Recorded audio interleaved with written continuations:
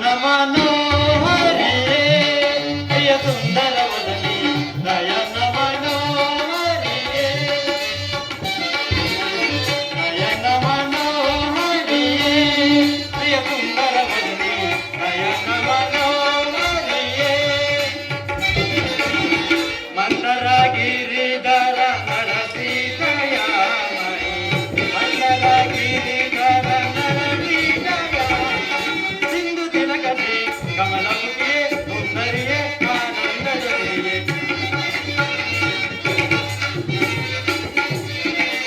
ಸಿಂಧು ತಿಲಕಟಿ ಕಮಲಮುಖಿಯೇ ಆ ಸುಂದರಿಯೇ ಆನಂದದ ಸಿರಿಯೇ ನಯನ ಮನೋಹರಿಯೇ ಪ್ರಿಯ ಸುಂದರ ವದನಿ ನಯನ ಮನೋಹರಿಯೇ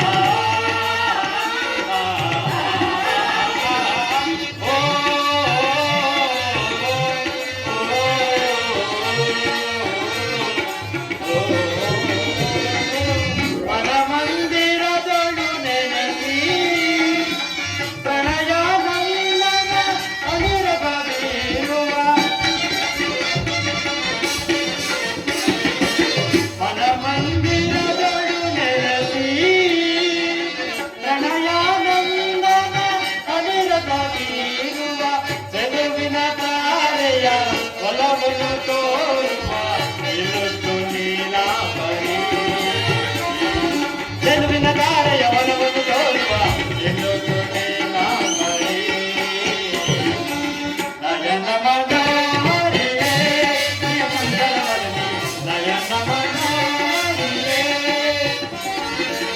ನಯನ ಮನೋಹರಿಯೇ ಪ್ರಿಯ ಸುಂದರ ವದನಿ ನಯನ ಮನೋಹರಿಯೇ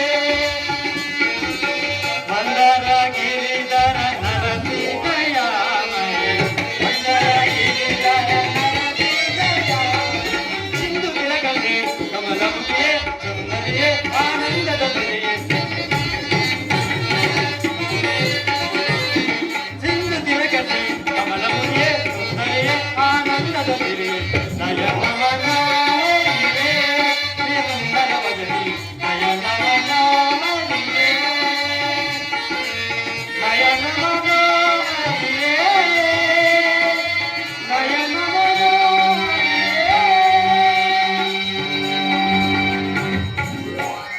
ಹಾಗಾದರೆ ಯುದ್ಧವು ನಿಶ್ಚಯವಾಯಿತು.